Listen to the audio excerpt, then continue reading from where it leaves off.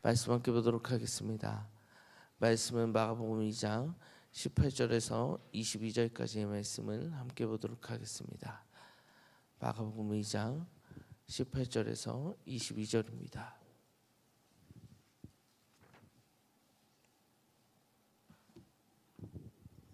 이 말씀을 우리가 합독하도록 하겠습니다. 함께 읽습니다. 요한의 제자들과 바리새인들이 금식하고 있는지라 사람들이 예수께 와서 말하되 요한의 제자들과 바리새인들의 제자들이 금식하는데 어찌하여 당신의 제자들은 금식하지 아니하니까? 예수께서 그들에게 이르시되 혼인집에 손님들이 신랑과 함께 있을 때에는 금식할 수 있으냐? 신랑과 함께 있는 동안에는 금식할 수 없느니라. 그러나 신랑을 빼앗길 날이 이르리니 그날에는 금식할 것이니라. 생배의 조각을 낡은 옷에 붙이는 자가 없나니 만일 그렇게 하면 기운이 새 것으로 낡은 그것을 당겨 헤어짐을 더하게 되느니라. 새 포도주를 낡은 가죽 부대에 넣는 자가 없나니 만일 그렇게 하면 새 포도주와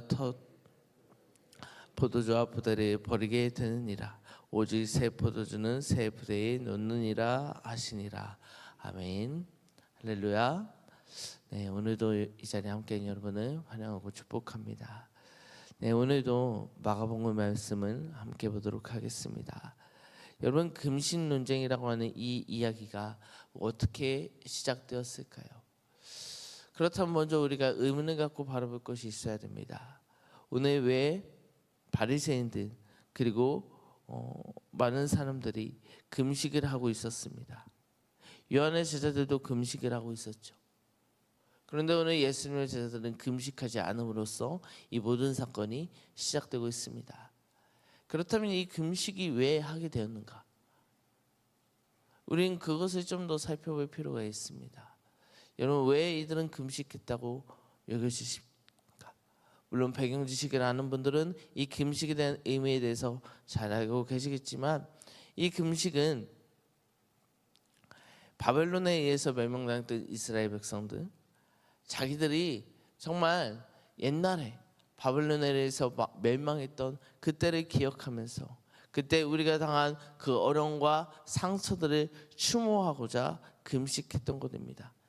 예루살렘이 파괴됐던 것, 자신들이 포로로 끌려나갔던 그 시대에 그 상황에 우리가 마냥 기뻐할 수 없는 그 상황에 돌아보면서 우리가 이때를 금식하면서 우리의 선조들이 어렵게 살아갔던 그 모든 삶을 기억하고자 민족의 정체성을 지키고자 이들은 금식했던 것입니다.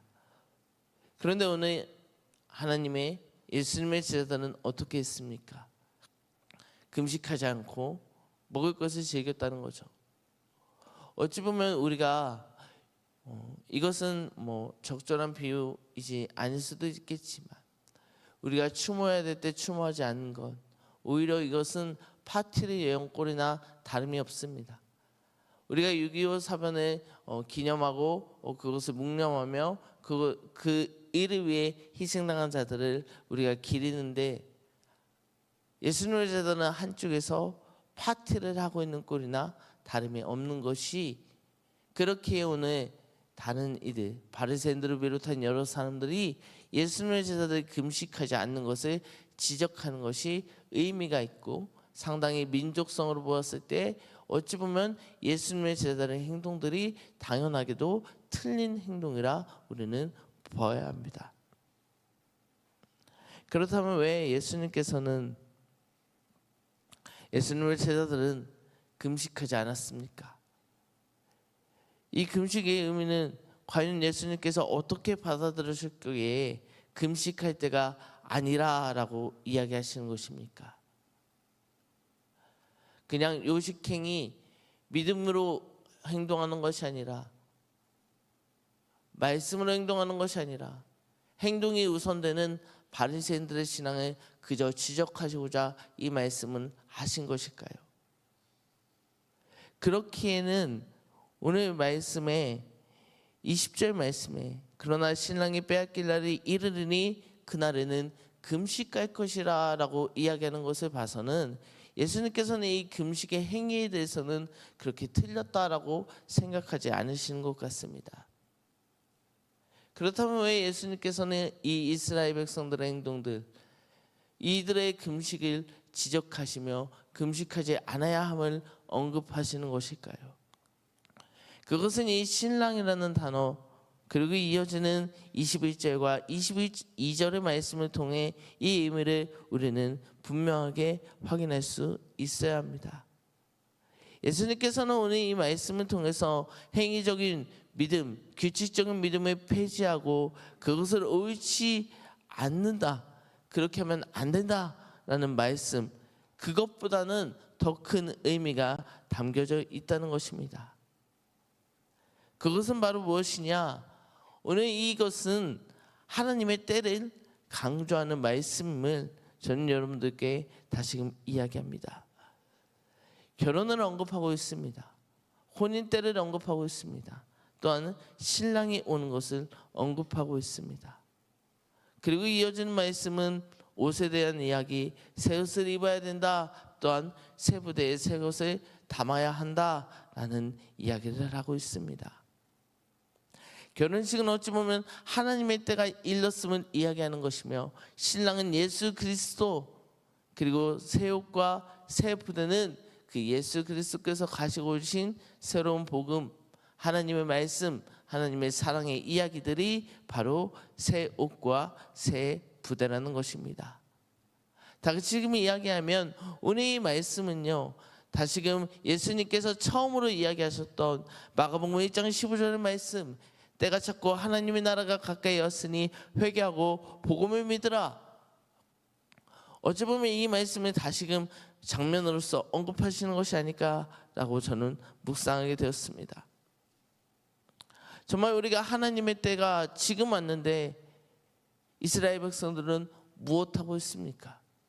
신랑이 우리에게 왔는데, 새로운 복음이 있는데 왜 이스라엘 백성들은 아직도 낡은 것을 입고 있습니까?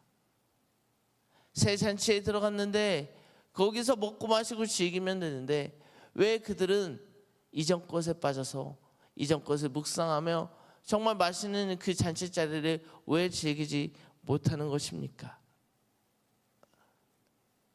바벨론 포로기가 그렇다면 뭔데요? 왜 이들은 바벨론에 의해서 멸망에 당했는데요? 하나님께서 이것을 왜 예수님을 통해 지적하시는 것일까요? 그것은 바로 이스라엘 백성들이 바벨론 포로기 때 어떤 일을 당했는지, 그것보다도 하나님께서 왜 그들을 바벨론의 포로로 만드셔서 그 바벨론의 그 어려운 상황, 정말 지금도 추모할 정도로 그때 당시에 그 어려운 그 이스라엘 백성들이 당하는 순환과 고통을 왜 당하게 하셨는지 그 이유를 분명히 알아야 된다고요. 하나님께서 이들에게 바벨론 포로기를 허락하신 이유는요, 뭡니까? 하나님과 멀리 떨어진 그들을 정말 다시금 하나님의 품으로 돌아오고자 하는 그 하나님의 부르심이 바벨론 포로기를 이용해서, 그것을 사용해서 다시금 이스라엘 백성들이 나를 찾도록, 하나님을 찾도록 만드시고자 그 시기를 허락하신 것 아니겠습니까? 그렇다면 다시금 우리가 그것을 바라본다면 이스라엘 백성들이 그때를 기념하면서 추도하고 묵념하는 것이 맞느냐, 이 말입니다. 이들이 그것을 왜 묵념하는지, 왜 바라보는지, 물론 조상 때부터 계속 이어져 왔으니까 그렇게 묵념하고 그것을 금식하며 나아갈 수는 있겠습니다. 그런데 예수님께서는 그것 자체를 지적하시는 겁니다. 왜 니들이 그 죄인의 시간의 때를 묵념하고 있느냐? 왜 그때를 바라보면서 지금도 그것에 빠져 있느냐? 왜냐? 내가 왔잖아. 너희의 죄를 모든 것을 해결할 수 있는 내가 왔는데, 예수 그리스도가 지금 이곳에 너희 눈앞에 왔는데 너희 왜 지금도 그 하나님을 잃어버렸던 그때를 묵념하면서 왜 그때에 빠져 살고 있느냐? 예수님의 입장에서는 너무나 답답한 것이죠. 이들이 그렇다면 다시 죄인 되었을 때를 바라보며 살아가는 것이 아닌가? 예수님의 입장에서는 답답했던 것이죠. 그게 아니다. 지금 새 언약, 새 복음, 내가 너희가 아직 죄인이지만 그럼에도 불구하고 하나님께서 너희를 사랑하시기에 나를 보내셨고, 그렇게 너희는 나를 믿고 따르면, 예수 그리스도를 믿고 따르면 새 언약이 너에게 임하는데, 하나님의 임하심, 하나님의 함께하심, 하나님의 도우심, 그때가 임하는데 왜 아직도 하나님께서 심판하신 그 죄인의 때에 묵념하며 그것을 바라고 있느냐? 예수님께서는 오늘 이것을 지적하시는 것입니다. 오늘 이 자리에서 신앙생활하는 저 여러분, 우리들의 신앙에서도 혹여 옛날부터 계속해서 지켜왔던 것이라고 생각하면서, 그것이 어떨 때에 지켜야 하는 행동인지도 모르면서 그냥 전통이니까 믿고 따랐던 그런 행동들은 우리에게 있지는 않습니까?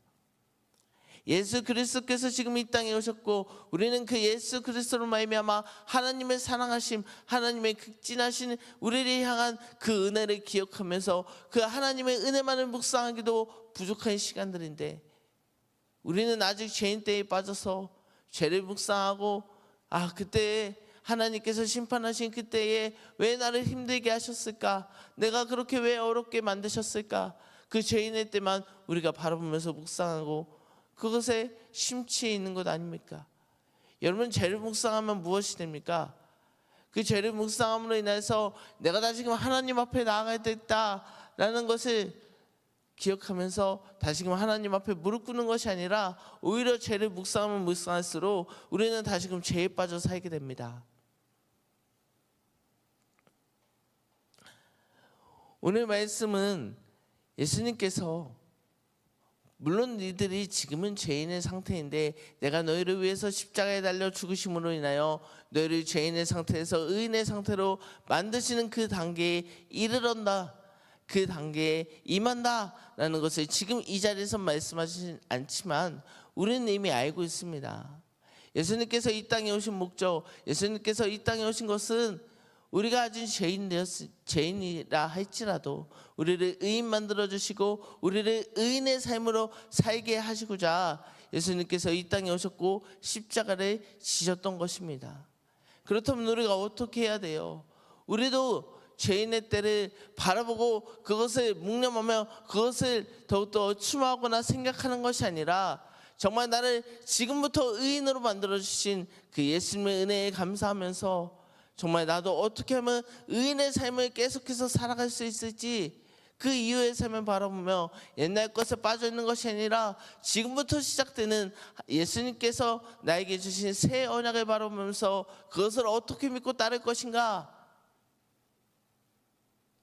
그것을 바라보며 신앙생활하는 그런 발전적인 그러한 모습들이 우리 안에 있어야 우리의 믿음이 하나님의 안에서 더욱더 발전하는 신앙생활, 하나님께서 정말 더욱더 함께 하시는 신앙생활을 할 수 있는 것 아닐까요? 정말 답답한 사람들이 있죠. 내가 저 사람한테 이것이 필요할 것 같아서 그것을 선물로 줍니다. 그런데 그 사람은 옛날 것이 좋다고 해서 내가 준 선물, 저 사람한테 꼭 필요한 것 같아서 내가 그 사람에게 선물을 줬는데 그 사람이 그것 별로 새 거는 불편해, 옛날 게 편해 이러면서 계속 옛날 거를 사용해요. 그러면 선물 준 입장에서 어떻겠어요? 아니, 이걸로 쓰면 뭐 지우개라고 예를 듭시다. 다 떨어져가는 지우개를 쓰고 있는 사람에게 내가 새 지우개를 줘서 이걸로 지워봐, 더 잘 지워줘, 그런 마음으로 이 지우개를 선물했는데, 이 사람은, 받은 사람은 옛날 지우개가 내 손에 익는다고 계속 옛날 지우개를 계속 사용하고 있어요. 잘 지워지지도 않는데 말이죠. 하나님의 입장에서 우리를 볼 때, 오늘 이 이스라엘 백성들을 볼 때 그런 마음 아니겠습니까? 너희가 이전 것은 다 무너졌고 끝났고 이제 새로운 것이 너희에게 있으니 내가 이것을 주었으니 너희가 이것을 믿고 따르라. 예수 그리스도를 믿고 의지하면서 더욱더 나의 앞에 나오라 라고 명령하시고 부탁하시는데, 우리는 그저 옛 것에 빠져서 그것이 편하다고, 또는 내가 여태까지 지켜왔던 것이니까 옛날 신앙, 옛날 마음, 그런 모습으로 우리는 신앙생활하고 있지는 않은지 우리의 신앙을 돌아보는 시간 되었으면 좋겠습니다. 예수님께서 이 땅에 오신 이유는요, 여러분들의 심판하러 오신 것도 아니고요, 여러분들을 정죄하기 위해 오신 것도 아니면 여러분들 또한 너무나 잘 알고 있지 않습니까? 그 예수님께서는 우리가 죄인 되었지만 그 죄인의 의인 만드시려고, 그리하여서 우리를 다시금 하나님 앞에 갖다 놓으시려고, 우리를 다시 하나님의 자녀 만드시려고 예수님께서 이 땅에 오셨습니다. 그렇다면 우리는 어떻게 해야 돼요? 우리를 살리겠다고 오신 예수님을 뿌리치고 다시 옛날 것을 바라볼 것이 아니라, 나를 살리겠다고 오시는 그 예수님의 말씀을 붙잡고 예수님께서 나를 위해 오늘도 어떤 일을 행하시는지 예수님을 더욱더 묵상하면서, 예수님 나를 위해 오늘 이런 일을 겪으셨군요, 나를 위해 어려운 순환의 고통의 길을 당하셨군요, 참으로 감사합니다. 내가 그리하여 당신을 믿고 의지해서 다시금 하나님의 자녀된 삶을 살아보렵니다. 이런 마음으로 오늘 이 사순절의 기간을 보내시는, 그래서 정말 하나님의 자녀로서 하나님께서 주시는 은혜와 축복을 여러분들의 삶 가운데 가득 누리는 이 자리에 모인 저와 여러분 되시길 주님의 이름으로 간절히 축원합니다. 기도드립니다. 하나님, 우리가 신앙생활할 때에 어떠한 마음으로 신앙생활하고 있습니까? 우리는 아직 죄인의 때에 빠져 그 죄인의 때를 묵상하며, 또는 하나님께서 나에게 어려움을 주신다고 그 어려움에만 묵상하면서 그의 있을 예수 그리스도를 통한 하나님의 자녀됨의 축복을 바라보지 못하고 아직도 죄인의 때를 바라보며 살아가고 있지는 않습니까?